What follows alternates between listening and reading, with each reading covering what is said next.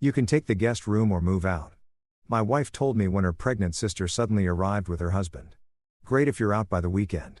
Her sister added cheerfully. I moved out. But days later, her smug smile disappeared. Panic took over. He's lying?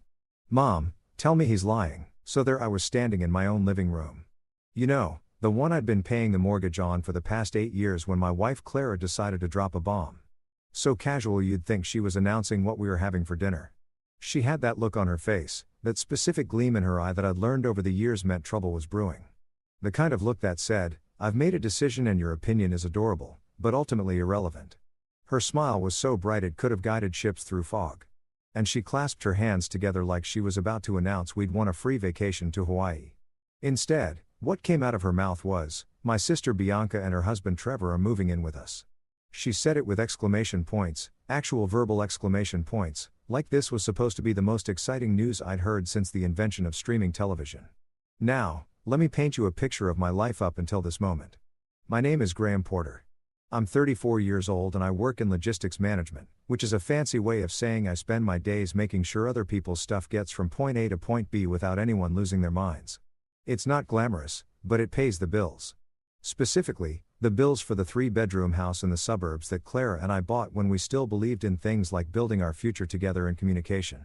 I'm the guy who fixes the leaky faucets at 2 o'clock in the morning, who remembers to take out the trash on Wednesdays, who actually reads the HOA newsletters that everyone else throws directly into the recycling bin.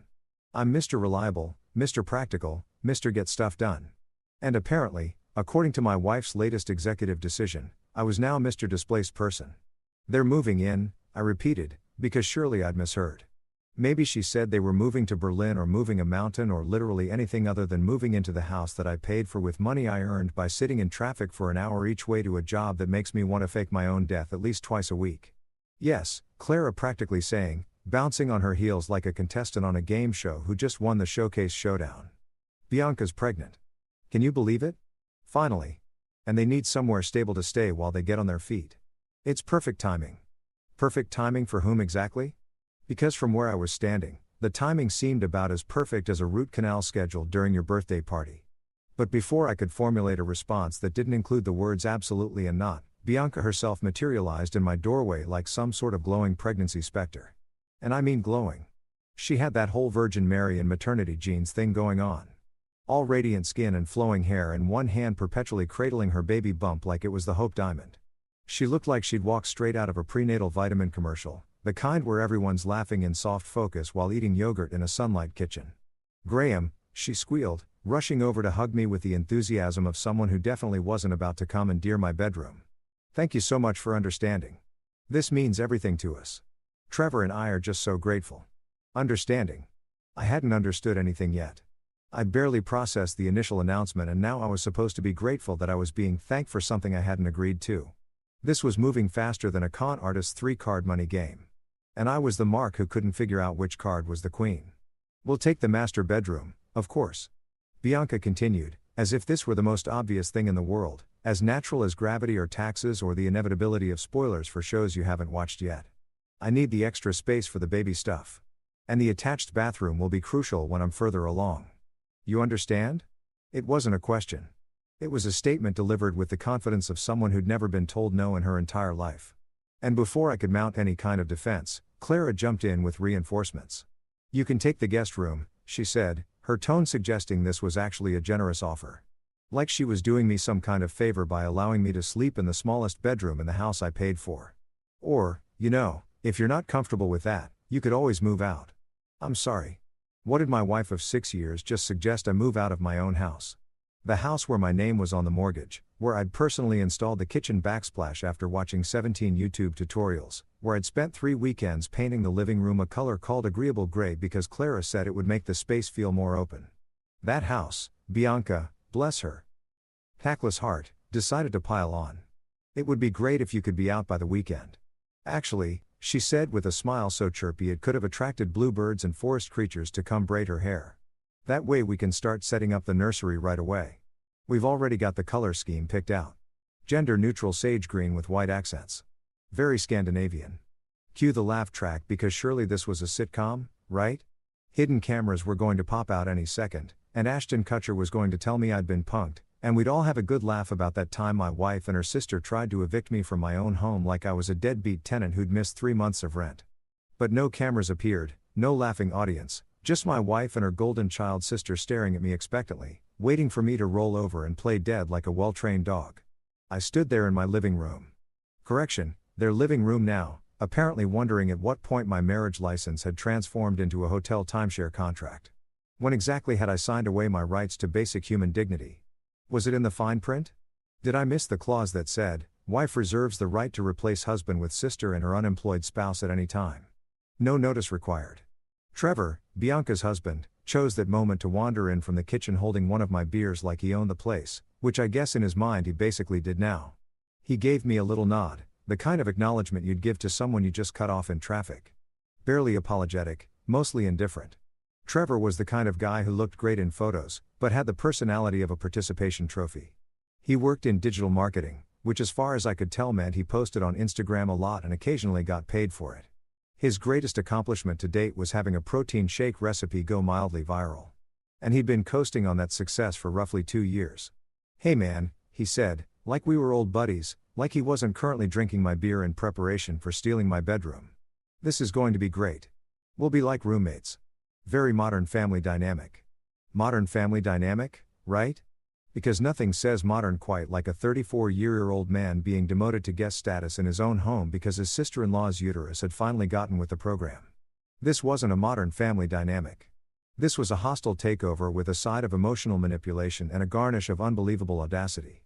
But what could I say? Clara was looking at me with those eyes, the ones that said, "Don't you dare make a scene in front of my pregnant sister." Bianca was practically glowing with victorious smugness. One hand still protectively wrapped around her belly like I might try to repossess it. And Trevor was obliviously sipping my IPA, probably already mentally redecorating my man cave into whatever the hell a meditation corner was. So, I did what any reasonable, emotionally exhausted man would do in my situation. I smiled, nodded, and started planning my exit strategy. Because if there's one thing I'd learned in my 34 years on this planet, it's that sometimes the best revenge isn't getting mad, it's getting even. And I was about to get so even. Let me tell you about Bianca Martinez Walsh. Née Martinez, the golden child of the Martinez family dynasty, a woman so perfect that I'm pretty sure her birth certificate came with a halo and a letter of recommendation from God himself. This woman didn't just walk into rooms. She made entrances every single time. It didn't matter if it was a family barbecue, a funeral, or just popping into the 7-Eleven for a Slurpee. Bianca treated every threshold like it was a runway at Milan Fashion Week, and she was the headlining act. Her hair was so shiny that I was legitimately convinced Pantene had her on some kind of secret sponsorship deal, the kind where they pay you in liquid gold and supernatural follicle strength. I'm talking hair that caught the light at angles that defied physics. Hair that moved in slow motion even when she was just turning her head to judge something, which she did frequently. The woman had perfected this entrance routine down to a science. First, there'd be a pause at the doorway, just long enough for everyone to notice her presence, but not so long that it seemed desperate. Then came the hair flip, executed with the precision of an Olympic gymnast sticking a landing. Finally, she'd flash this smile that said, "Yes, I know I'm gorgeous, and yes, you're welcome for gracing you with my presence." It was honestly impressive from a technical standpoint, even if it made me want to throw things, soft things. But still, in the Martinez family hierarchy, Bianca occupied the top spot, the golden throne, the favorite child position that came with benefits like unconditional approval, zero accountability, and the ability to do literally no wrong, even when she was objectively, demonstrably, in every measurable way wrong. Clara's parents, Miguel and Rosa, treated Bianca like she'd personally cured cancer, while also solving world hunger and composing a symphony. Every accomplishment, no matter how minor, was celebrated like she'd just won a Nobel Prize.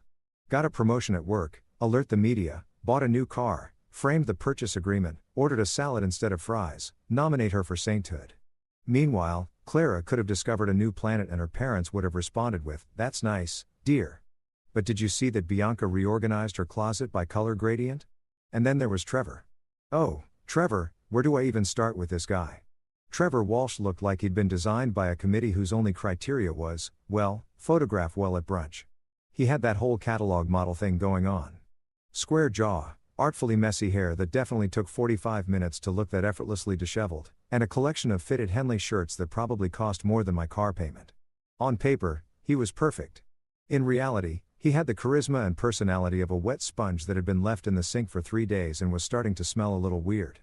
The man worked in digital marketing, which I'm pretty sure was code for professional Instagram user. His LinkedIn profile was a masterpiece of vague corporate buzzwords. He was a brand strategist, a content creator, a social media influencer, and a digital storytelling specialist. Translation: he took photos of his breakfast and occasionally companies paid him $20 to say their protein powder didn't taste like chalk. His greatest professional achievement, the crown jewel of his career, was a video of him making some kind of green smoothie that went viral for approximately 15 minutes back in 2023. He'd been dining out on that success ever since, bringing it up at every possible opportunity like he was a war veteran recounting his tour of duty. Yeah, when my smoothie video hit 50,000 views, he'd say apropos of nothing, I really understood the power of authentic content. Authentic content. The man blended kale with overpriced protein powder while wearing a tank top that said, "Rise and grind." Real authentic. Very groundbreaking. Someone called the Smithsonian. But here's the thing about Trevor. He looked good in photos. And apparently in Bianca's world, that was enough to balance out the fact that his personality had the depth of a puddle in a parking lot. In every family photo, Trevor was there with his perfectly symmetrical smile and his arms wrapped around Bianca in that practice casual but composed way that screamed, "I've rehearsed this pose." He knew his angles. He understood lighting. He could find his best side in any situation, which was really his only marketable skill besides the ability to make expensive coffee drinks sound like spiritual experiences. Now, compared to Saint Bianca and her photographically attractive husband, I was decidedly less impressive to the Martinez family. I was Clara's practical husband, which was family code for the boring guy who has an actual job and does boring things like pay mortgages and own 0 designer scarves. I worked in logistics. I wore button-down shirts from Kohl's. My idea of a wild Friday night was trying a new IPA and watching whatever Netflix documentary everyone had been talking about 3 months ago. I didn't have Instagram-worthy abs or hair that defied gravity. I had a retirement account and a reliable Honda Accord in a toolkit that I actually knew how to use. Apparently, these things did not score points in the Martinez family Olympics. And yes, it was an Olympics. An unspoken but very real competition where Bianca and Trevor were the reigning gold medalists and Clara and I were the team that didn't even qualify for the preliminaries. Every family gathering turned into a showcase of their latest achievements, their newest purchases, their most recent adventures in being effortlessly superior. They'd gone to Napa for a wine education experience. We'd gone to Costco for a buy toilet paper in bulk experience. They'd taken a couple's cooking class taught by a celebrity chef. We learned how to make tacos from a YouTube video. They documented everything on social media with professional quality photos and captions about living their best life. We documented nothing because we were too busy actually living and also because nobody needed to see a photo of me assembling IKEA furniture while questioning my life choices. The comparison started immediately after Trevor and Bianca moved in. Clara, who'd apparently been taking notes at the Church of Bianca for years, decided that this was the perfect opportunity to point out all the ways I fell short of Trevor's scintillating example. We'd be sitting at dinner. Well, we'd be sitting in what used to be the dining room before it became Trevor's creative workspace. And Clara would drop these little comments like conversational landmines. "Trevor's really good at social media strategy," she'd say. As if this were a crucial life skill I'd somehow failed to acquire. "He's got real vision for personal branding." "That's great," I'd reply. "I've got real vision for making sure the power doesn't get shut off because someone actually pays the electric bill on time." Or she'd watch Trevor doing his morning yoga routine, which he performed shirtless in the living room while listening to what I can only describe as sounds of whales having an existential crisis. And sigh wistfully. Trevor's really committed to wellness. He takes such good care of himself. Fantastic. I'd say I take such good care of the lawn, the gutters, the water heater that died last month, and the $300 plumber bill that came with it. But my personal favorite comparison came one evening when Clara looked at me with this expression of profound disappointment and said, "You know, you could really learn a thing or two from Trevor. He's just so present, so engaged with life."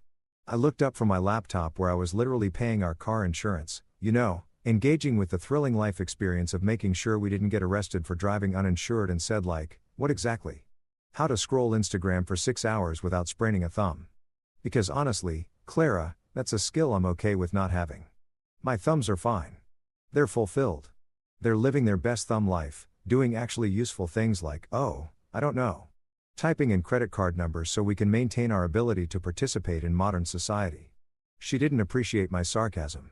She never did.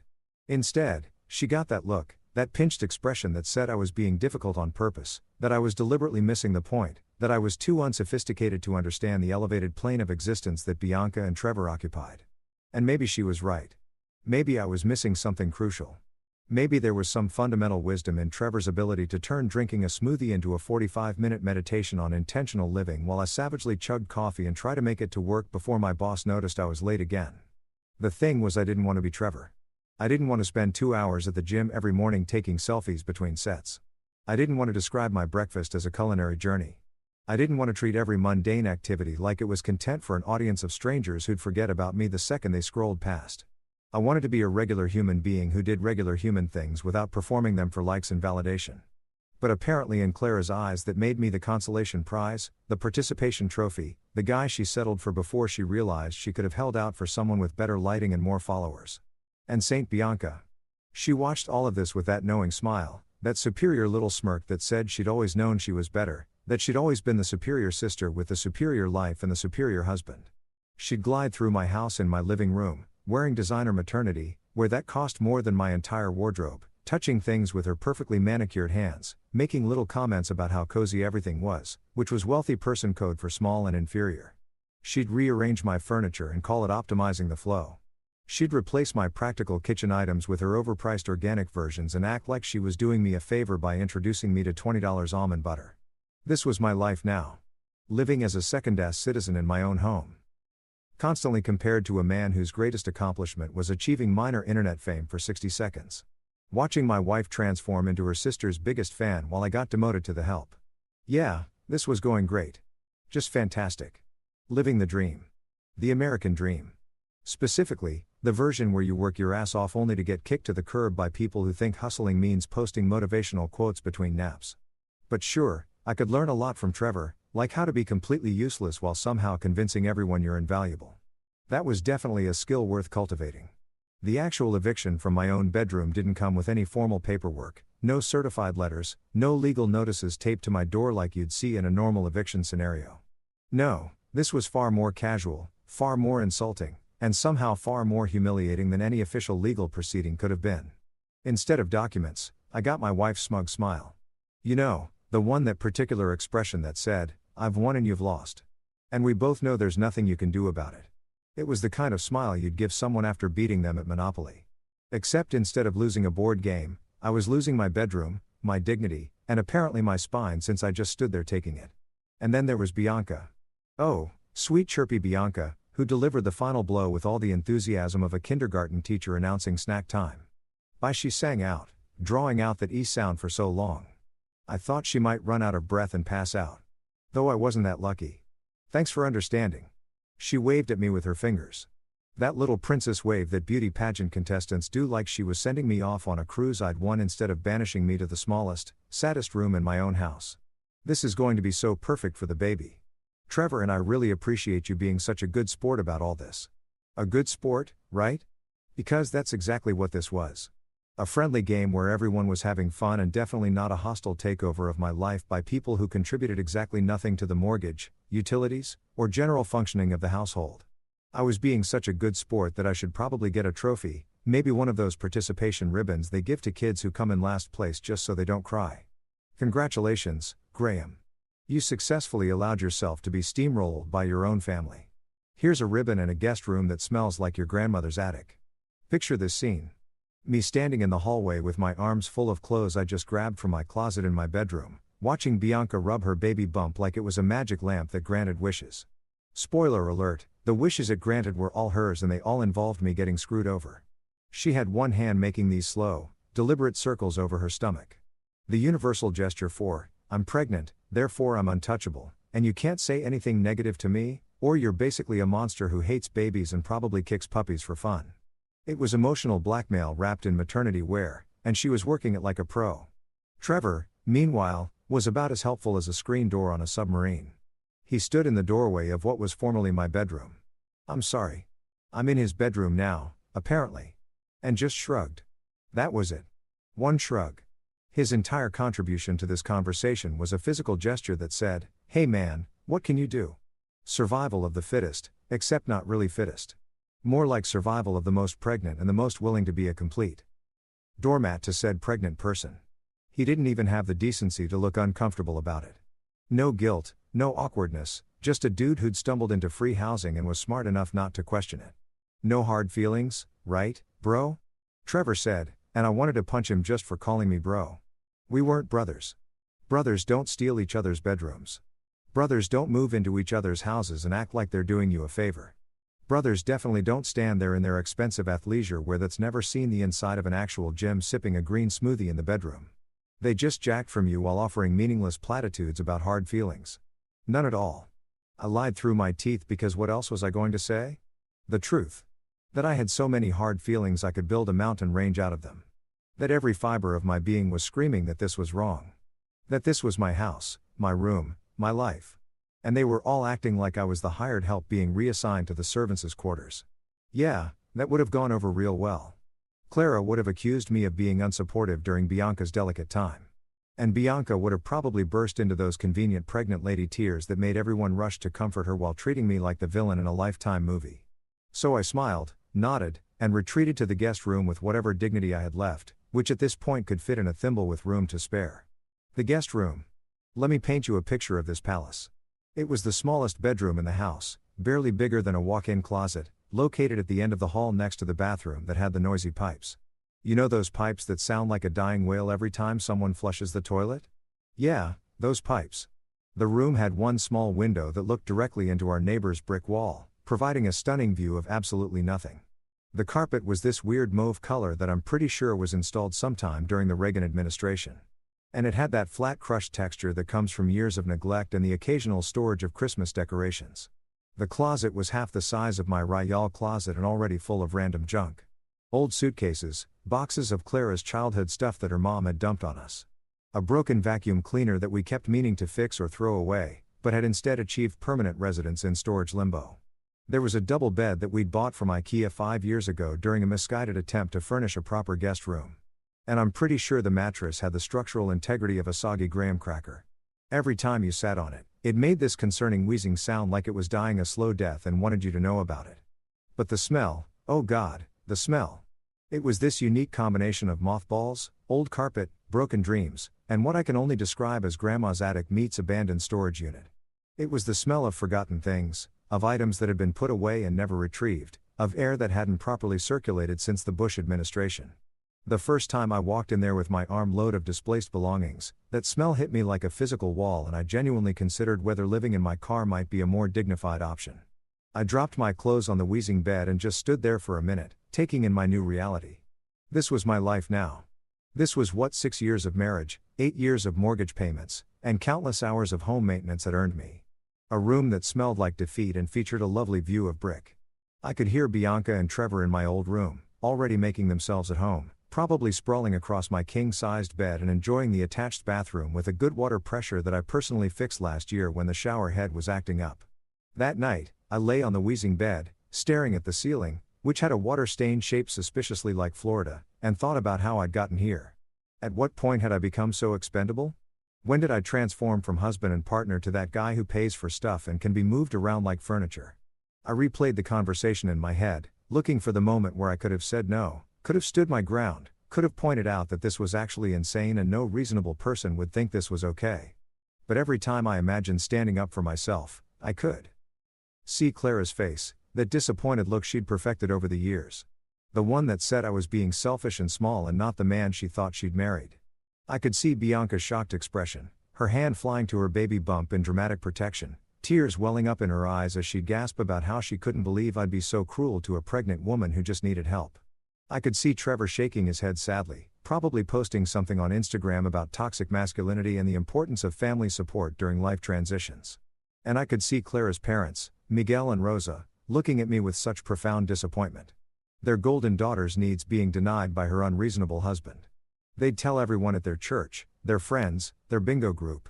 Can you believe Clara's husband wouldn't give up one room for his pregnant sister-in-law? What kind of man does that? Never mind that it was my house, my money, my room. Those details wouldn't matter. The narrative would be simple. Graham was selfish. Bianca was suffering. End of story. So yeah, I lay there in the guest room that smelled like mothballs and broken dreams, listening to the pipes groan every time someone used the bathroom, staring at the ceiling stained shaped like Florida. And I thought, wow, marriage really is full of surprises. Like surprise homelessness, surprise demotion to second-class citizen in your own home, surprise discovery that your wife values her sister's comfort over your basic human dignity. These were the kinds of surprises they definitely didn't mention in the wedding vows. For better or worse, we'd said, standing at that altar 6 years ago, all hopeful and naive and dressed in expensive clothes we'd only wear once. I thought worse meant things like financial hardship, health problems, family deaths, actual problems that couples face together. I didn't think worse meant your wife will eventually let her sister evict you from your own bedroom while her useless husband drinks your beer and manspreads on your couch. That seemed like crucial information that should have been disclosed up front. Maybe in the prenup I didn't get because I was too trusting and stupid and convinced that love was enough. Love, what a joke. I love Clara. I'd married her, built a life with her, worked my ass off to provide for her. And she'd responded by choosing her sister over me. By treating me like I was disposable, replaceable, less important than keeping Bianca happy. Love was supposed to be partnership, loyalty, having each other's backs. Instead, I got thrown under the bus so fast I had tire marks. I could hear them laughing in the living room, my living room, having a grand old time, probably toasting with my wine to their successful coup. They'd won. I'd lost.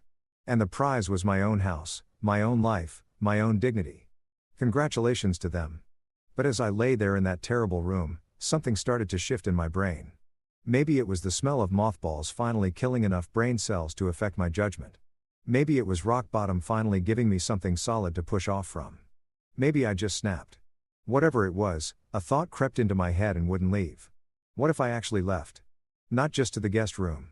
Not just to pout for a few days until Clara guilt-tripped me into pretending everything was fine, but actually really permanently left. What would happen then? Would they even notice beyond the sudden absence of someone to pay the bills and fix the broken? Would Clara care, or would she just be relieved that she could give her precious sister even more space? The thought should have made me sad. Instead, it made me smile. And that's when I knew I was done being the good sport. So, there I was, sulking in my sad little guest room like a divorced dad who only gets visitation rights every other weekend, when I decided to actually unpack some of the boxes I'd hastily thrown together during my forced relocation. I figured if I was going to live in this mothball-scented prison cell, I might as well organize it to some degree, maintain some semblance of dignity, even if everything else had been stripped away. I was putting clothes in the hilariously tiny closet when I pulled out the bottom drawer of the ancient dresser that had been languishing in this room since we moved in. And that's when I saw it. A manila folder. Not just any manila folder, but the manila folder. The one I'd completely forgotten about because I'd buried it 6 months ago in a moment of what I now recognized as catastrophic stupidity. The tab on the folder read Delgado promotion package in my own handwriting. And I swear to God, the thing practically glowed like the briefcase in Pulp Fiction. I pulled it out slowly, almost reverently, because some part of my brain already knew that this folder contained either my salvation or a painful reminder of the opportunity I'd thrown away. I sat down on the wheezing bed, which let out its signature death rattle in response, and opened it up. Inside was everything. The official offer letter, the benefits package, the relocation assistance paperwork, even a glossy brochure about the company housing that came with the promotion. 6 months ago, my boss, Mr. Delgado, had called me into his office, and I'd spent the entire walk there convinced I was about to get fired. That's just how my anxiety works. Every summon from management is obviously a termination. Every email marked urgent is clearly about my imminent unemployment. Every closed-door meeting is definitely the end of my career. So imagine my shock when, instead of a pink slip, Delgado slid this folder across his desk and said, "Graham, I want you to head up our new regional operations center." It wasn't just a promotion. It was the promotion, the kind that came with a title that sounded important even to people who had no idea what I did for a living. Regional Operations Director. It came with a 30% salary increase, better benefits, actual respect from people who currently treated me like I was one rung above the office plant. But the real kicker, the absolute cherry on top of this vocational sundae, was the housing package. The company owned several studio apartments near the new operations center. And as part of the relocation package, I'd get to live in one rentrée for the first year, then at a drastically reduced rate after that. I'd look through the brochure like it was pornography, which for a guy who'd been paying a mortgage that devoured half his paycheck every month. It basically was. The apartments were modern, clean, located in a nice part of town with actual restaurants and coffee shops instead of just gas stations and sad strip malls. Hardwood floors, updated appliances, in-unit washer and dryer, central air that actually worked. The photos showed these beautiful minimalist spaces with natural light streaming through large windows. The kind of place you'd see in a lifestyle magazine article about urban professionals who have their lives together. The commute would be 5 minutes. 5 minutes. I currently spend an hour each way sitting in traffic, listening to the same radio stations play the same songs, watching my life tick away in 15-minute increments while I breathed exhaust fumes and questioned every decision I'd ever made. But 5 minutes, I could walk to work in good weather. I could go home for lunch. I could actually have a life that didn't revolve around sitting in my car contemplating the sweet release of death while some DJ made terrible jokes between pop songs I'd heard 800 times. I brought the folder home that day so excited I was practically vibrating. This was it. The break we needed. The opportunity that would change everything. Better pay, better location, free housing for a year. We could finally pay down some debt. Save actual money. Maybe even take a vacation that didn't involve staying with Clara's parents and pretending to enjoy her mom's cooking. I'd walk through the door ready to celebrate, ready to plan our future, ready to finally feel like I was moving forward instead of just treading water. And Clara had shot it down so fast my head spun. She didn't even pretend to consider it. I hadn't even finished explaining the benefits before she was shaking her head. Her expression already said in that way that meant the decision was made and any discussion would be purely performative. We can't move, she'd said simply, like it was the most obvious thing in the world. I need to be close to family. My parents are getting older. Bianca might need me. And besides, all our friends are here. Our friends, right? By our friends, she meant her friends who tolerate my presence at social gatherings. And by Bianca might need me, she apparently meant I need to be available to let Bianca move into our house and take over our lives at a moment's notice. Though I guess she didn't want to spoil that surprise 6 months early. And her parents getting older. Miguel was 58 and ran triathlons. Rosa taught Zumba 3 times a week. They weren't exactly knocking on death's door, but apparently the possibility that they might need help sometime in the next 30 years was enough reason to torpedo my career advancement. I tried to argue, tried to point out that we'd still only be 45 minutes away from her parents, that we could visit on weekends, that this was a huge opportunity that might not come around again. But Clara had deployed her secret weapon, tears. Not the loud, dramatic, sobbing kind, but the quiet, disappointed tears that made me feel like I was proposing we move to Mars instead of the next town over. I thought you understood how important family is to me, she'd said, her voice wobbling just enough to make me feel like a monster. I guess I was wrong about what matters to you. What matters to me? Like wanting career advancement and financial stability somehow meant I didn't value family. Like trying to improve our lives was a betrayal of her sacred duty to remain within a 15-mile radius of her parents' house forever. But I caved because that's what I did. I told Delgado, thanks, but no thanks. That family obligations required me to stay local, that I appreciated the offer, but couldn't accept. He looked disappointed, but not surprised, probably because I had pushover written all over my face. The promotion went to Jenkins, a guy who definitely didn't deserve it, but had the advantage of not being married to someone who weaponized guilt like it was an Olympic sport. And I'd shoved the folder in a drawer and tried to forget about it. Tried to convince myself that I'd made the right choice, that marriage was about compromise, that Clara's needs were just as important as mine. I'd been a good husband, a supportive partner. I flipped through the papers and found a business card that had been paperclip-ipped to the offer letter. Jessica Reyes, HR Director, with her direct phone number and email written in pen at the bottom and under that a handwritten note. If circumstances change, Graham, please reach out. We'd still love to have you on the team if circumstances change. Well, Jessica, I thought circumstances have changed so dramatically that I'm basically living in a different reality than I was 6 months ago. 6 months ago, I was a husband with a bedroom and some semblance of dignity.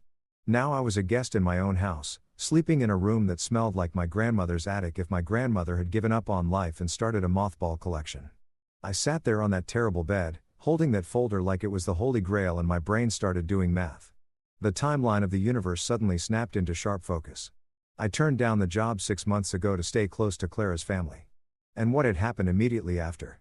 Nothing for a while. But then about 3 months ago, Bianca had announced her pregnancy. And 2 months ago, she'd started making noises about how expensive rent was, how hard it was to save money, how nice it would be to have family support during this special time. And 1 month ago, Clara had started getting distant, distracted, spending hours on the phone with Bianca, having hushed conversations that stopped whenever I walked into the room. The con had been months in the making, and I'd been too stupid to see it coming. Clara had kept me here, anchored to this location, close to family, right where Bianca could swoop in and take over whenever it suited her. Whether Clara had been in on it from the beginning or had just been a willing accomplice when the opportunity arose, I didn't know. But either way, I'd sacrificed a massive career opportunity to stay close to people who apparently thought I was disposable. My brain said, run, just pack up everything. Call Jessica Reyes. Beg for the job if it was still available and get the hell out of this situation before it got any worse. My pride, what little remained of it, said, stay. Staying meant fighting for what was mine. Standing my ground, refusing to be pushed out of my own life by people who contributed nothing but chaos and audacity. It meant showing Clara that she couldn't just treat me like garbage and expect me to smile and take it. But then there was my sarcasm, my old faithful friend who'd gotten me through countless terrible situations with my sanity relatively intact. And my sarcasm said something that made me smile for the first time in days. Imagine their faces if you actually left. Oh, that was a beautiful image. I let myself really picture it for a minute. Clara coming home to find me gone. Really gone. Not just sulking in the guest room, but actually moved out. Bianca realizing that the guy who paid the mortgage had left the building. Trevor understanding that his free ride had just evaporated. All of them standing around my house with my furniture and my appliances, suddenly realizing that someone had to actually pay for all this stuff and that someone was no longer around. Would they panic? Would they scramble? Would Clara finally understand that treating your spouse like a tenant with no rights might have consequences? Would Bianca's perfect Instagram-worthy life suddenly develop some cracks? Would Trevor have to actually get a real job instead of posting motivational quotes about hustle culture while doing literally nothing productive? The more I thought about it, the better it sounded. Not out of pure spite. Okay, maybe partially out of spite. I'm only human, but because staying mint accepting this as my new reality. Staying mint agreeing that I deserve to be treated this way, that my needs and feelings were less important than Bianca's comfort and Clara's desire to play supportive sister. Staying meant spending the next however many months living in this terrible room, watching my wife prioritize everyone except me, slowly dying inside while pretending everything was fine. I looked at the folder again, at the glossy photos of the apartment I could have been living in. At the salary I could have been earning. At the life I could have been living if I hadn't been stupid enough to think that sacrifice equals love. The papers even included the contact information for the moving company the company had contracted with, pre-approved for relocation assistance. Everything was right there, a complete escape plan handed to me 6 months ago that I'd been too blind to appreciate. I picked up my phone. It was 8:47 p.m. on a Tuesday. Way too late to call HR, but I could send an email. My fingers hovered over the keyboard for a moment. That last little bit of doubt trying to creep in. Was I really going to do this? Was I really going to blow up my marriage over a bedroom, but it wasn't about the bedroom? Not really. It was about respect, dignity, being valued as a human being instead of treated like a convenient ATM who also did household repairs. It was about Clara's face when she told me I could take the guest room or move out. Like those were equally reasonable options. It was about Bianca's chirpy thanks for understanding while she rubbed her magic wish ranting baby bump. It was about Trevor's shrug, that casual dismissal of my entire existence. Screw it. I opened my email and started typing.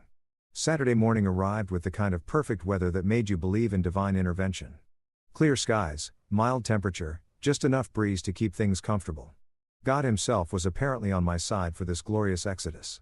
I've been up since 5 a.m. running on pure adrenaline and spite, which is honestly a more powerful combination than any energy drink on the market. I'd spent the entire week secretly packing, labeling boxes in my office during lunch breaks, coordinating with the moving company that the job relocation package covered, and working out every single detail of my escape plan like I was planning a heist.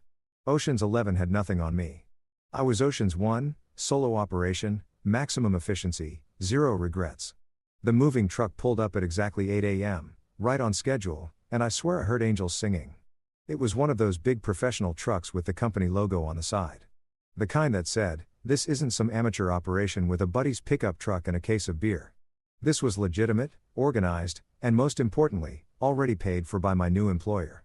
I met the movers at the door, 2 guys named Marcus and Danny, who looked like they moved furniture for a living and could probably bench press a refrigerator without breaking a sweat.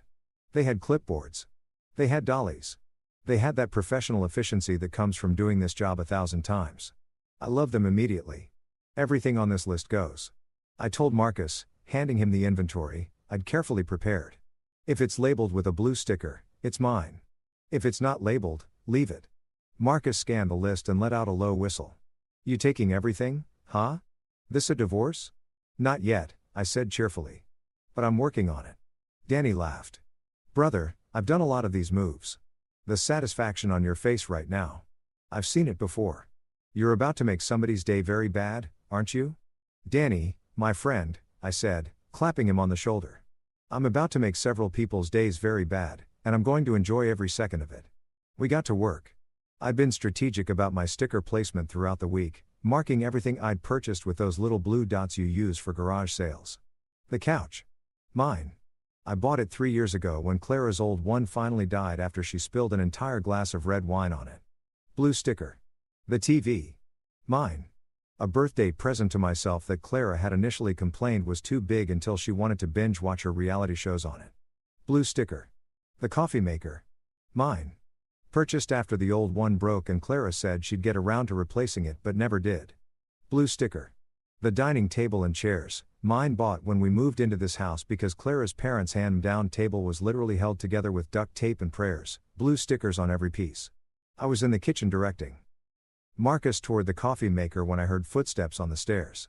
Trevor appeared first, wearing boxer shorts and a t-shirt that said, "Good vibes only." Which felt ironic given that the vibes were about to get very, very bad. His hair was sticking up in 12 different directions.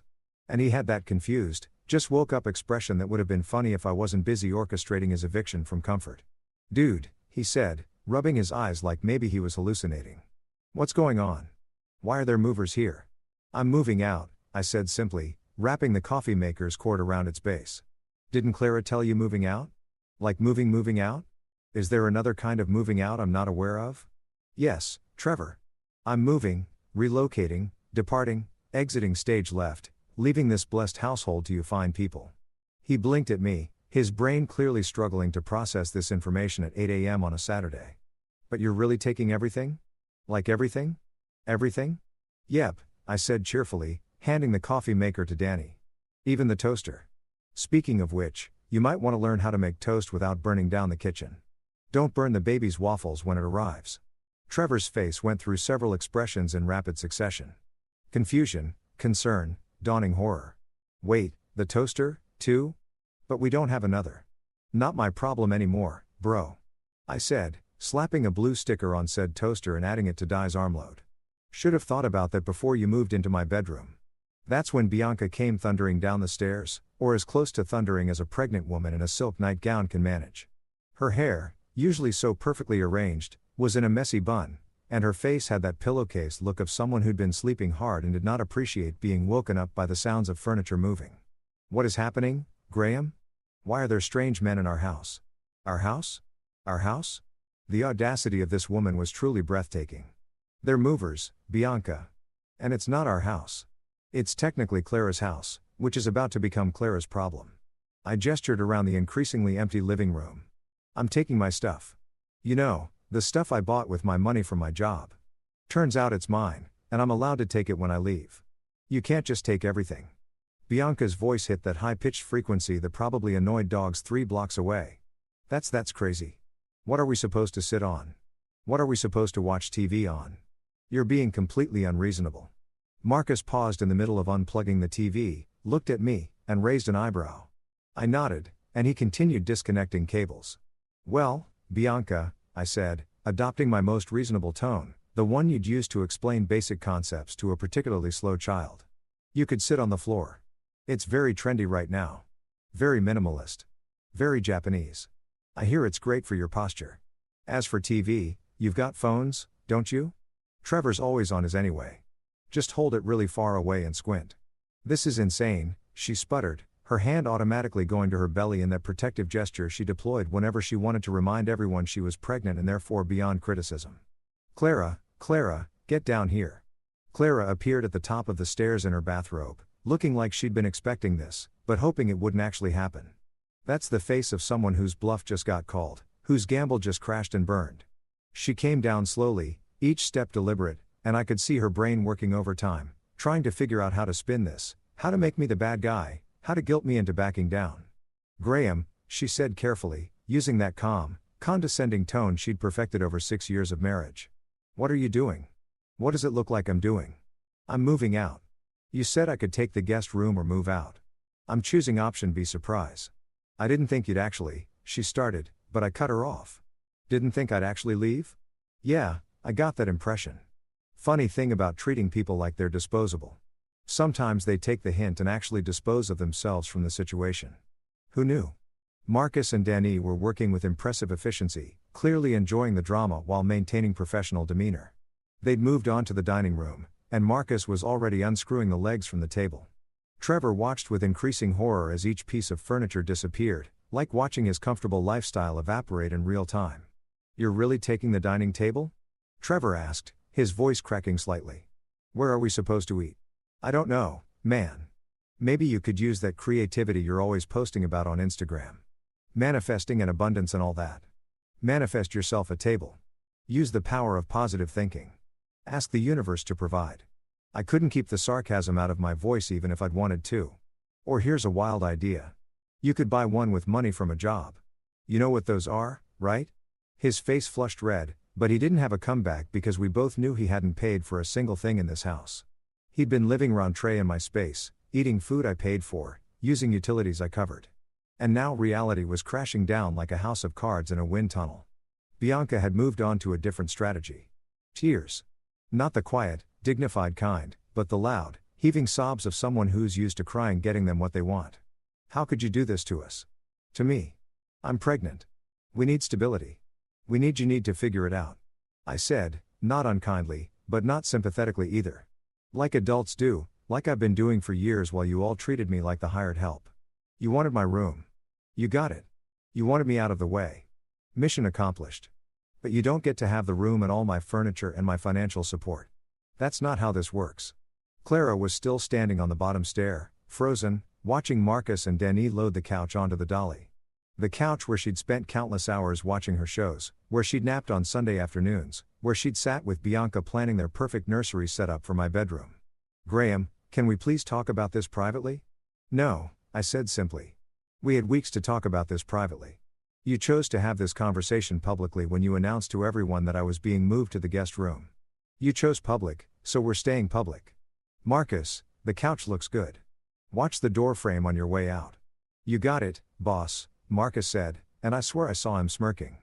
By the time they got to the bedroom furniture, Bianca had progressed from crying to fury. "You can't take the bed. Where are we supposed to sleep?" "There's a perfectly good bed in the guest room," I pointed out. "You know, the room you assigned me to. Consider it your consolation prize. It's a little small, smells like mothballs, and the mattress wheezes, but hey, it was good enough for me, right? Should be fine for you." Trevor had his phone out, probably texting someone for help or possibly just scrolling Instagram because that's what he did in crisis situations. Clara had gone pale, like she was finally understanding that actions have consequences, and those consequences sometimes involve losing all your furniture. "Where are you even going?" Clara demanded, finding her voice again. "You can't just leave with no plan." "Oh, I have a plan," I said, smiling. "Remember that job offer I turned down 6 months ago? The one you made me refuse because you needed to stay close to family? Well, turns out they still wanted me. Funny how that works. I start Monday and I'll be living in company housing, studio apartment, 5-minute commute, rentree for the first year. It's small, but you know what? It has peace, quiet, no ungrateful in-laws, no entitled sisters, no guilt trips, just me, my furniture, and the sweet taste of freedom." The looks on their faces were priceless. Clara shocked into silence. Bianca's mouth hanging open mid-sob. Trevor looking like someone had just told him Santa wasn't real and also his credit card had been declined. This was the moment, the beautiful moment where they all realized simultaneously that they'd vastly overestimated my willingness to be a doormat and vastly underestimated my ability to actually leave. "You planned this?" Clara whispered. "You've been planning this all week." "Yep," I said proudly. "Turns out I'm pretty good at logistics." "Who knew?" "Oh, wait. That's literally my job. The job that pays for everything you're currently standing on or were standing on. Most of it's on the truck now." By the time the movers finished, the house looked like a real estate listing for a property that had been foreclosed and stripped. The living room echoed. The dining room was empty except for some dust bunnies that had been hiding under my table. The bedroom had the guest room bed and nothing else. I'd taken it all. Every stick of furniture I'd purchased, every appliance I'd bought, every item that had a blue sticker. I even took the good blender, the one that could actually crush ice without sounding like it was dying. If I'd paid for it, it went on the truck. I stood in the empty living room, keys in hand, looking at the three of them standing there in their pajamas, surrounded by nothing. "Well," I said cheerfully. "This has been fun, Clara. The mortgage payment is due on the 1st. That's in 5 days. In case you've lost track, it's still in your name, by the way. All yours. You might want to figure out how you're going to cover it now that I won't be contributing." I tossed the house keys on the floor where the couch used to be. They landed with a satisfying clink in the empty space. "Good luck with everything," I said. "Bianca, congratulations on the baby, Trevor. Good luck with that job search. I'm sure you'll start any day now. Clara." I paused, looking at my wife one last time. "I hope your sister's company was worth it." And then I walked out, got in my car that was packed with essentials, and followed the moving truck to my new apartment. I drove away from that house humming like a man who'd just been released from prison. Because in a way, I had been. The sun was shining, the road was clear, and for the first time in months, I felt like I could actually breathe. Freedom tasted like victory, and it was delicious. The apartment was on the 3rd floor of a converted industrial building that had been renovated into modern housing units. The kind of place that real estate listings describe as urban chic and character-filled. Translation: it used to be a factory or warehouse, and now it's got exposed brick walls, and people pay premium prices to live in what their great-grandparents would have considered working-class housing. But I didn't care about the irony or the gentrification or any of that. All I cared about was that it was mine, it was quiet, and nobody in it was related to Clara. I walked in behind Marcus and Danny as they hauled in the first load. And I'm not ashamed to admit, I got a little emotional. The place was small, maybe 500 square feet total, but it was laid out smart. An open-plan living area with those floor-to-ceiling windows that the brochure had promised. A kitchenette that was compact but had everything you actually needed, and a bathroom that was small but clean and had water pressure that could strip paint. The bedroom area was really just an alcove with enough space for my bed and a dresser, but it had a closet and privacy which was more than I'd had in the guest room from hell. But the real selling points, the features that made this place absolutely perfect, were two things that I hadn't experienced in years. Peace and Wi-Fi that didn't buffer every 30 seconds. I'm talking about Google Fiber, enterprise-grade internet that the building had included in the rent. I could stream Netflix in 4K without hearing the dreaded pause, the spinning wheel of doom, the "your connection is unstable" message that had been the soundtrack of my married life. Clara had refused to upgrade our internet because she said it was too expensive, which was code for, "I don't care about your needs, and I'm going to spend that money on decorative pillows instead." The movers finished up around noon, and I tipped them both generously because they'd been absolute professionals, and also because Danny had muttered, "Good for you, man." When we were loading the last box, solidarity among men who'd been pushed too far. It was a beautiful thing. After they left, I stood in the middle of my new space, surrounded by boxes and furniture that needed arranging. And I felt something I hadn't felt in months. Actual happiness. Not the fake happiness you perform for other people. Not the "I'm fine" happiness you tell yourself to get through the day, but real, genuine, bone-deep satisfaction. I celebrated my freedom the only way that made sense.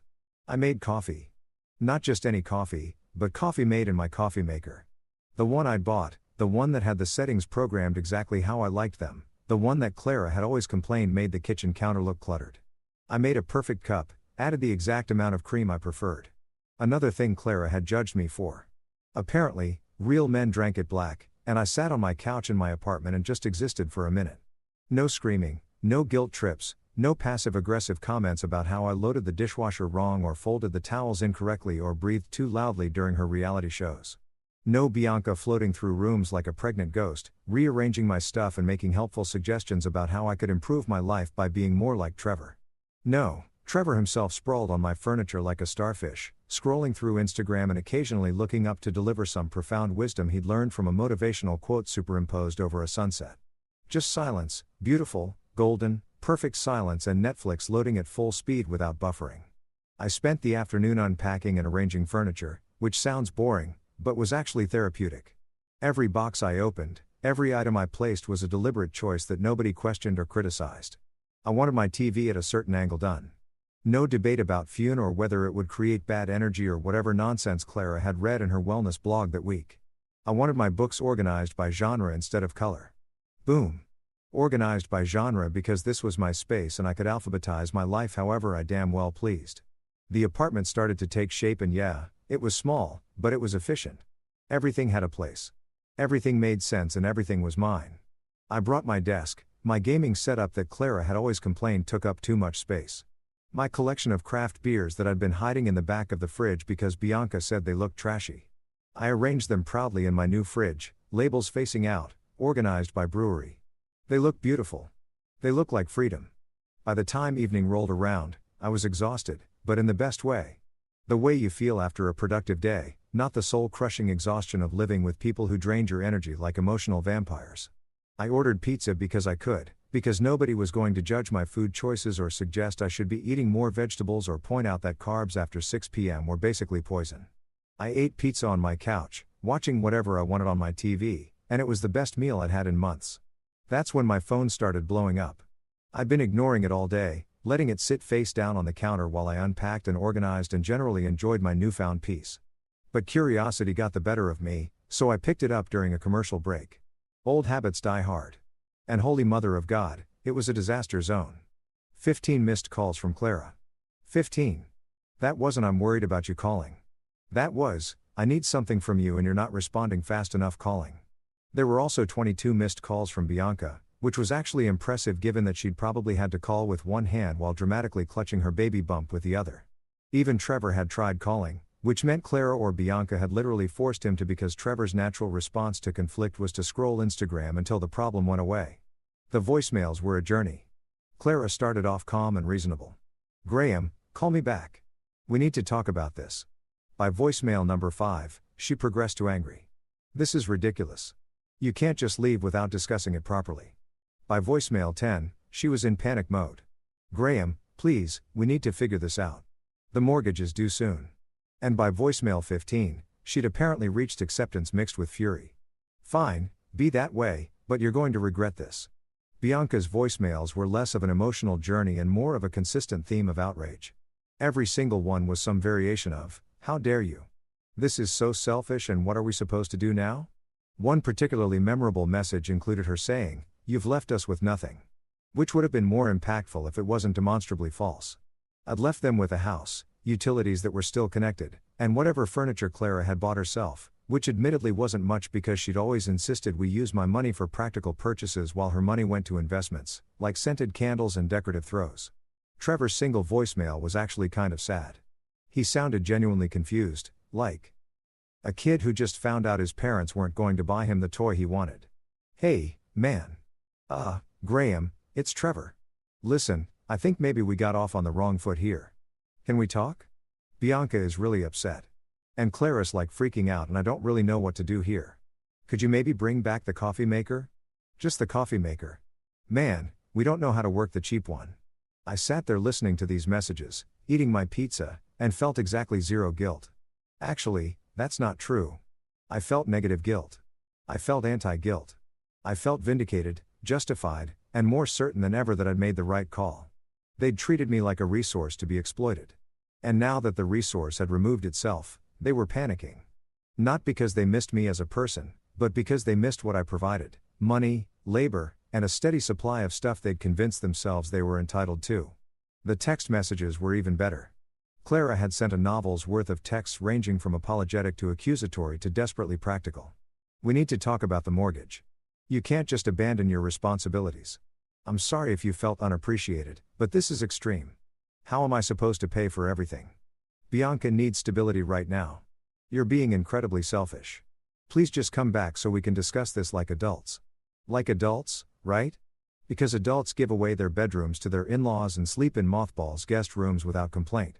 Because adults let their spouses unilaterally make major household decisions without discussion. Because adults definitely don't pack up and leave when they're treated like second-class citizens in their own homes. My mistake. Bianca's texts were somehow even more entitled. She'd sent pictures of the empty rooms with captions like, "Look what you did. And we have nothing to sit on and the baby's room is empty because of you." The baby's room. The baby that wasn't even born yet needed a room, but I didn't need a bedroom. The logic was staggering. One text said, "Mom and Dad are so disappointed in you," which would have hurt if I gave a single damn what Clara's parents thought of me. Miguel and Rosa had made it clear years ago that I was just the guy who married their daughter, not actually part of the family. Their disappointment wasn't a threat. It was a Tuesday. I sipped my beer, one of my trashy craft beers that I'd liberated from the fridge, and smiled at my phone. This was amazing. This was better than cable. They were all spiraling. Realizing that they'd pushed too far, And I was sitting here in my peaceful apartment eating pizza and watching their panic in real time through the magic of modern telecommunications. I thought about responding. I really did. I composed several texts in my head. Sorry, can't hear you over the sound of my Wi-Fi not buffering. Have you tried manifesting furniture? Thoughts and prayers for your sitting situation? Maybe if you rub Bianca's belly hard enough, a couch will appear. But I didn't send any of them. Know why? Because not responding was so much better. Radio silence was the most powerful response I could give. Every hour I didn't answer was another hour they spent panicking, arguing with each other and realizing that maybe, just maybe, they'd screwed up. Let them sit with that. Literally sit with it on the floor since they didn't have furniture. Instead, I finished my pizza, cracked open another beer, and queued up a movie I'd been wanting to watch for months, but hadn't because Clara hated action films, and Trevor always wanted to watch whatever indie documentary was trending. The movie streamed perfectly. Not a single buffer. Crystal clear picture on my TV that I'd paid for and would never have to share again. That night, I went to bed in my bedroom area, in my apartment, and I slept better than I had in years. No sounds of Bianca and Trevor doing whatever they did at night in the room next to mine. No Clara sighing dramatically every time I moved.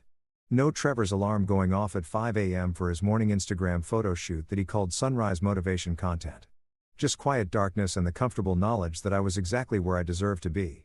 My phone was still blowing up on the nightstand, buzzing with increasingly desperate messages, but I turned off the vibrate function. They could call all they wanted. They could text until their thumbs fell off. I had finally learned the most important lesson of my adult life. You can't force people to value you. But you sure as hell don't have to stick around while they prove that they don't. For the first time in months, hell, maybe years, I smiled for no reason. Just a genuine smile in the dark, lying in my bed, in my space, living my life. They'd thought I was disposable, that I'd just take whatever they dished out because that's what I'd always done. They'd kicked me out thinking I had nowhere to go, nothing to fall back on, no options beyond accepting my demotion to family servant. But I was the only thing that had been holding their circus together. I was the foundation, the support beam, the weight-bearing wall. And now they had each other. Clara, Bianca, and Trevor, 3 people with a combined understanding of financial responsibility that could fit in a shot glass. They had a house with a mortgage due in 5 days. They had empty rooms that needed furniture. They had bills that needed paying. They had reality knocking on their door. And I had peace. Honestly, best trait of my life. And it was only day 1.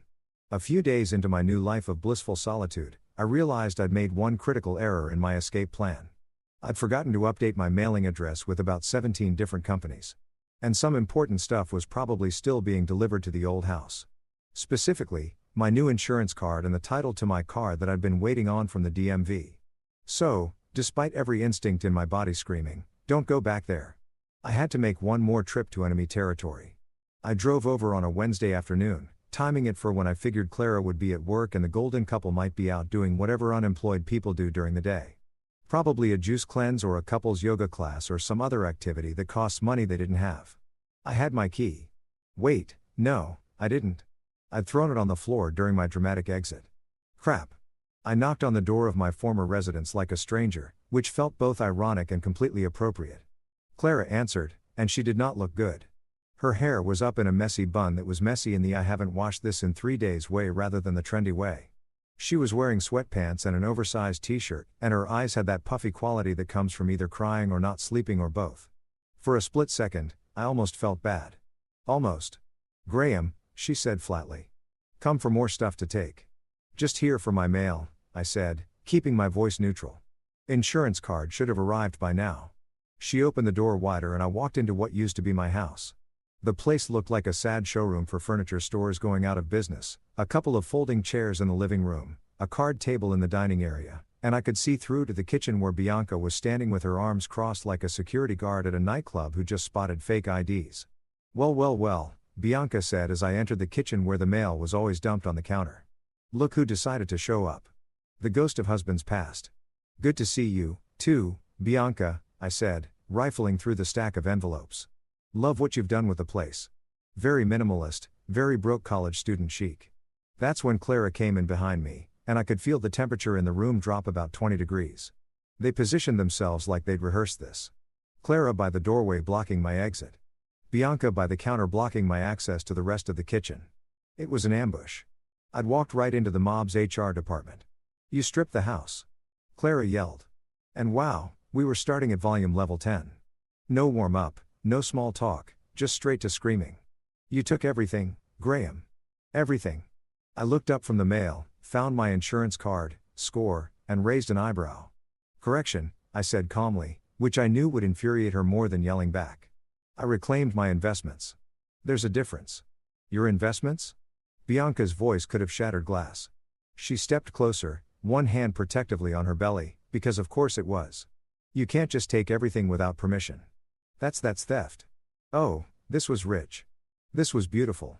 I actually laughed, which was apparently the wrong response based on how red Bianca's face turned. Oh, sweetie, I said, and I let all the condescension I'd been holding back for weeks drip into those two words. Permission was implied every single time I swiped my credit card. Every time I paid the bill, every time I signed the receipt. That's how ownership works. I bought it, therefore it's mine, therefore I can take it wherever I want. It's not theft when you're taking your own property. It's called moving. You're being completely unreasonable, Clara said. And I could see tears starting to form in her eyes. Weaponized crying. Classic move. We needed that furniture. How are we supposed to live here with nothing? I don't know, Clara. How was I supposed to live in the guest room with my dignity? But nobody seemed concerned about that, did they? I found the DMV envelope with my car title and shoved it in my pocket. Maybe you could try what normal people do. Buy furniture with money that you earn from jobs. We don't have money for furniture right now. Bianca snapped. In case you haven't noticed, I'm pregnant. We're trying to save for the baby, right? Saving for the baby by living rentrée in someone else's house and demanding they give up their bedroom. That's some solid financial planning right there. You should write a book.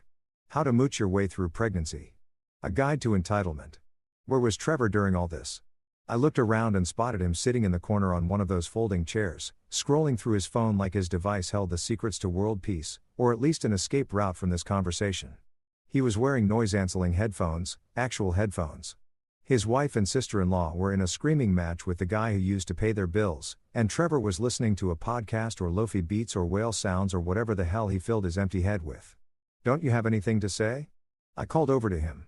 He looked up slowly, pulled one headphone off, and blinked at me like I just materialized out of thin air. Huh? Your wife is yelling at me about furniture.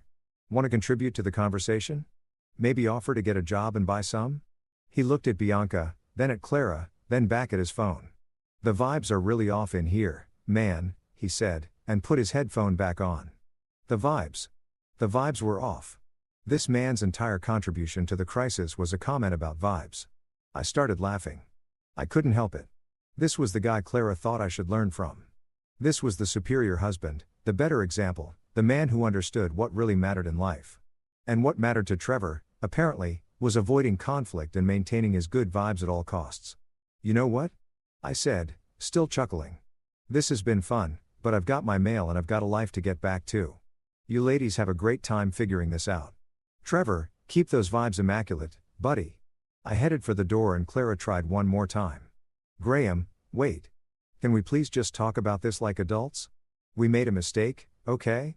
We should have been more considerate, but you can't just abandon us like this. I stopped at the doorway and turned back. They all looked miserable. Even Trevor had taken off his headphones now, sensing that something important might be happening. They looked lost, confused, like kids who just realized actions have consequences, and consequences sometimes suck. But I was done being their safety net, their backup plan, their source of infinite resources, and zero gratitude. 2 days after the kitchen showdown, my phone rang at 7 o'clock in the morning, which was already a red flag because nobody calls at 7 a.m. unless someone died or someone's about to commit murder. I looked at the screen, Bianca, and seriously considered letting it go to voicemail. But curiosity won out because I had a feeling this wasn't going to be another please bring back the toaster situation. What? I answered, not even pretending to be polite at this hour. Where's the money? Bianca's voice was shaking. That particular tremor that comes from rage mixed with panic. Where is the insurance money, Graham? I sat up in bed, suddenly very awake. What insurance money? Don't play dumb. Clara told me that when your dad died, there was life insurance. A lot of it. She said it was in a joint account that you were both saving it. Where is it? Oh, this was going to be good. I could practically feel the plot twist coming like a freight train and I was here for every second of it. Bianca, I said slowly. I hate to break this to you, but there is no money. There never was any money. Well, there was money briefly about 7 years ago when my dad died, but it's been gone for a long time. Silence on the other end. Then you're lying. I'm really not. That insurance money paid off Clara's student loans, covered the down payment on the house, and furnished the place when we moved in. It's been gone for years. Why would Clara tell you? And then it hit me. Oh my God, she told you there was money so you'd move in, she said. Bianca's voice cracked. She said there was money, that if things got tight, there was a safety net, that you were just being stingy about sharing it, but she could access it if we really needed it. I started laughing. I couldn't help it. This was beautiful. This was karmic justice at its finest. I didn't hear the full story of what went down after that phone call until later, but I got bits and pieces from various sources. Clara's cousin who thought the whole thing was hilarious. A mutual friend who loved drama. And one particularly detailed drunk text from Trevor at 2 a.m. that he definitely didn't mean to send to me. But let me tell you, it was glorious. Apparently, after I hung up on Rosa, all hell broke loose at the Martinez house. Bianca had a complete meltdown. And I'm not talking about her usual dramatic tears. I'm talking full-on screaming match, throwing things, the kind of explosion that makes neighbors call the cops to do a wellness check. She'd cornered Clara in the kitchen and demanded the truth. And when Clara tried to dodge and deflect and do her usual, "You're misunderstanding" routine, Bianca wasn't having it. "You lied to me," Bianca had screamed. According to Trevor's drunk text, which was surprisingly detailed, "You said there was money. You promised there was money to help us. I wouldn't even be here if you hadn't promised." And there it was. The truth that Clara had been desperately trying to keep buried. Bianca hadn't moved in out of sisterly love or because she wanted to be close to family during her pregnancy. She'd moved in because Clara had dangled the promise of financial support, of a safety net made of money that didn't exist. Clara had baited the trap with fake insurance money, and Bianca had walked right into it, dragging Trevor and their unrealistic expectations along with her. Clara tried to calm things down, tried to explain that she'd misunderstood the financial situation, that she'd thought there was more money than there was, but Bianca wasn't buying it. She'd given up her apartment, her independence, her dignity, all for a pile of cash that had never existed.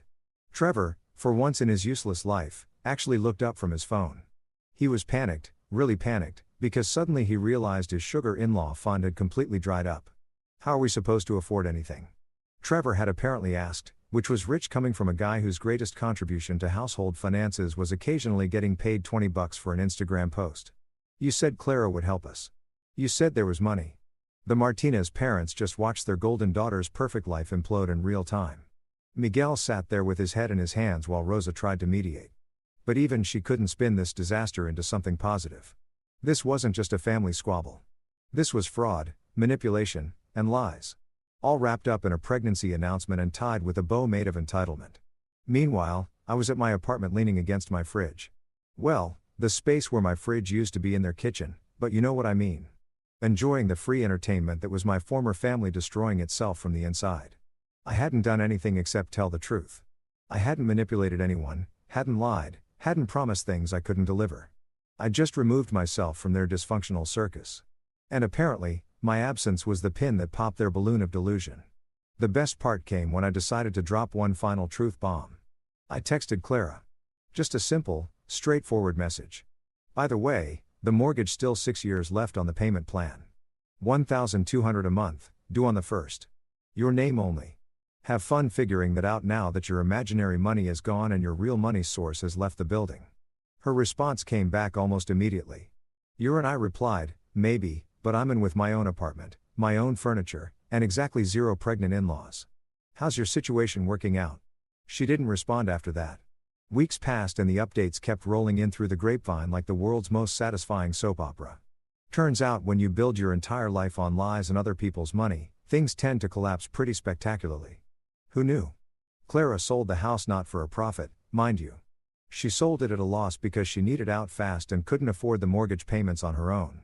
Apparently, working as an office manager at a dental practice doesn't quite cover a $1,200 monthly mortgage, plus utilities, plus food, plus all the other expenses of adult life. Shocking, I know. The house that I'd helped pay for, that I'd maintained and improved and treated like it actually mattered, got sold to some investors who were probably going to flip it. Clara walked away with barely enough to cover the realtor fees and closing costs. Bianca and Trevor moved into a cramped one-bedroom apartment on the bad side of town. The kind of place where the parking lot has more potholes than pavement and you can hear your neighbors' entire lives through the paper-thin walls. No nursery, no extra space, no Instagram-worthy decor, just reality, served cold and unfiltered. Trevor was supposedly looking for jobs, which I translated as scrolling LinkedIn for 5 minutes a day while perfecting his napping skills. Bianca had taken a part-time job at a retail store, working while visibly pregnant, which I'm sure was humbling for someone who'd spent the last few years treating employment like it was beneath her. Clara started working admin at a dentist's office, answering phones, and scheduling appointments, which was a far cry from her previous life of having someone else pay for everything while she played supportive sister. I heard through mutual friends that she looked tired all the time, that the spark had gone out of her eyes, that she'd stopped posting on social media because her life was no longer worth documenting. And me, I thrived. I got promoted 3 months into my new position. Because turns out, when you're not emotionally exhausted from living with ungrateful people, you actually perform better at work. Who could have predicted that? I decorated my apartment with furniture that didn't match, but was mine. Hung posters that Clara would have called tacky and generally lived like a human being who enjoyed his own space. I started going to this cafe near my apartment every Saturday morning, one of those trendy places with exposed brick and overpriced cappuccinos. Clara had always called places like this pretentious and refused to go to them, which in hindsight was just another way of controlling what I did and where I went. Now, I went there every week, ordered the most expensive drink on the menu, and sat by the window reading or just people watching, enjoying the simple pleasure of doing whatever the hell I wanted. For the first time in years, I smiled for no reason. Not because something funny happened, not because I was performing happiness for someone else, but because I was genuinely content. I'd wake up in my apartment, make coffee in my coffee maker, sit on my couch, and just exist peacefully. No drama, no guilt trips, no walking on eggshells around people who viewed me as a resource rather than a person. The irony wasn't lost on me. They'd kicked me out thinking I was disposable, that I was the weak link, that they could easily replace what I provided. Clara had looked at me and seen someone she could manipulate and control. Bianca had looked at me and seen a wallet with legs. Trevor had looked at me and seen. Well, Trevor probably hadn't looked at me at all, too busy with his phone, but I was the only thing holding their whole circus together. I was the foundation, the load-bearing wall, the person who actually understood how adult life worked.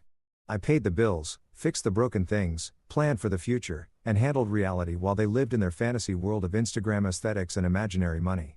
Now they had each other, Clara, Bianca, and Trevor.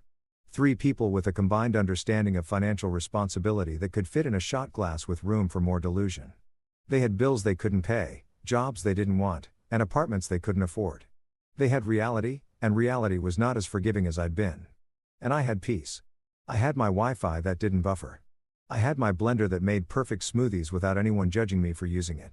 I had my space, my freedom, and my dignity. I had Saturday mornings at pretentious cafes drinking $7 cappuccinos. I had a life that was mine. They kicked me out thinking I was disposable. Turns out I was the only thing worth keeping. And now they've got each other and I've got everything else. Honestly, best trait of my life.